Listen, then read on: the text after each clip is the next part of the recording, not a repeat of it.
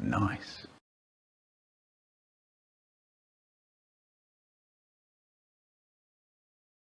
Всем привет!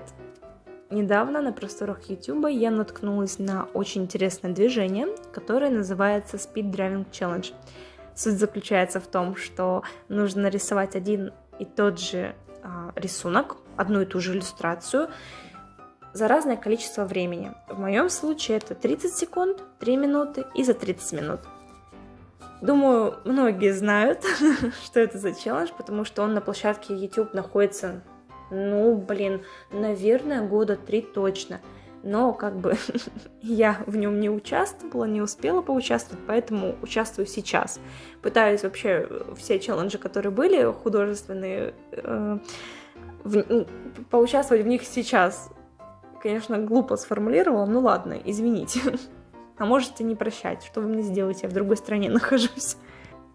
В общем, для меня самым сложным испытанием стал как раз-таки временной промежуток, в котором нужно нарисовать эту иллюстрацию, потому что, как вы можете видеть, получилось то, что получилось. А я это уже не исправлю, я даже думала перерисовывать, потому что, что это такое? Но потом подумала, ладно, в этом-то и смысл. Конечно, что произошло на 3-й минуте, я не знаю. Ладно, 30 секунд я еще могу как-то оправдать, потому что, это мало. Как за это время можно нарисовать шедевр, но за 3 минуты, можно. Но я решила просто идти сразу с лайном, сразу пытаться рисовать, так сказать, по чистовику. Хотя бы какой-нибудь скетчик можно было за 1 минуточку сделать. Но я решила, что зачем мне карандаш? Зачем? Какой смысл с него? И когда я начала делать лайн, у меня вдруг решил фломастер сказать мне: Арина, нет, прости, подруга, я ухожу. Мне не нравится, во что ты меня втягиваешь. И он отказался писать на определенном моменте. Ну ладно, в принципе, могу еще сказать, что 3 минуты это мало все-таки для нормального скетча, как минимум. Но когда я смотрела подобные видео на YouTube, у людей получалось интересно и прикольно за 1 минуту. А то, что получилось... Ладно, все, хорошо. Самобичевание — это плохо. Нужно смотреть дальше, нужно смотреть вперед. В общем, как я уже говорила ранее, насколько я помню, я же говорила, я очень люблю... Не то, что люблю, я просто очень долго рисую. Особенно если раскрашиваю. Это все, это крындец. Это Арина просто останется возле этого скетчбука на 3 часа 100%.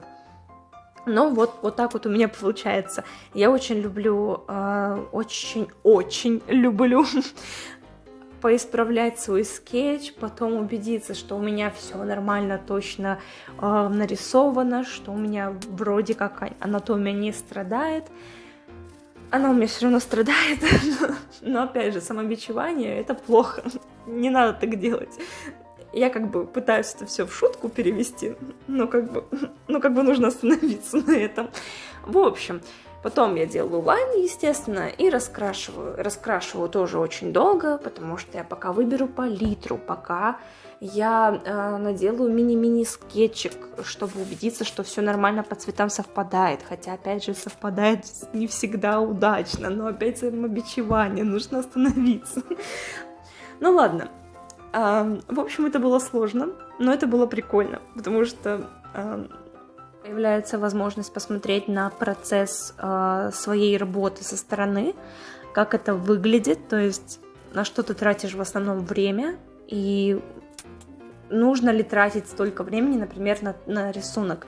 Можно ли потратить намного меньше времени, чем вот ты это делаешь, то есть как-то оптимизировать свою работу. И это прикольно.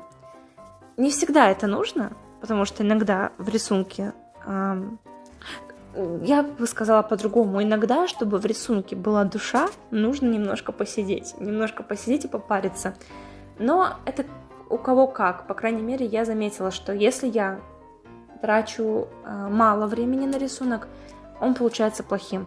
Если я трачу на него 3 часа, 2 часа, тогда уже что-то прикольное получается, уже видны какие-то определенные моменты, которые возможно, не будут супер-мега-вау в техническом плане, но в эмоциональном плане, когда ты смотришь на какую-то иллюстрацию, видишь какие-то маленькие элементики, и тебе вот как-то общая картина появляется вот всей этой иллюстрации, и ты понимаешь, что да, вот здесь вот что-то здесь есть, возможно, здесь есть душа, ура, эта иллюстрация прикольная, и зачастую, например, я за собой замечаю, что мне нравятся иллюстрации, в которых не то чтобы технично все сделано, а вот в которых есть какая-то эмоция, какая-то история, то есть это чувствуется.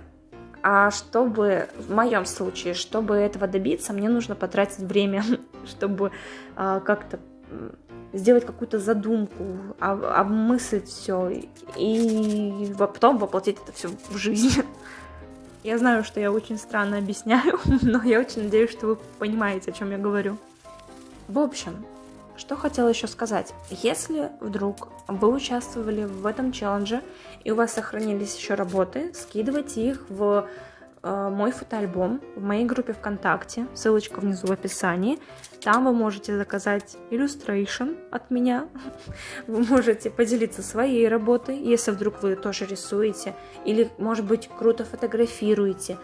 Или, может быть, вы фенечки плетете, вообще что угодно. Этот фотоальбом вот специально создан для моей творческой аудитории, да, для моей творческой аудитории.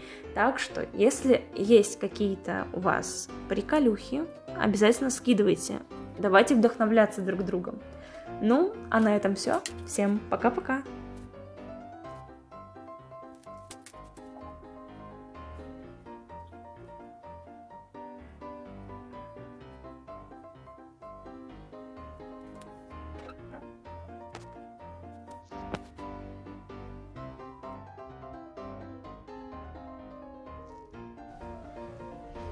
Just stop!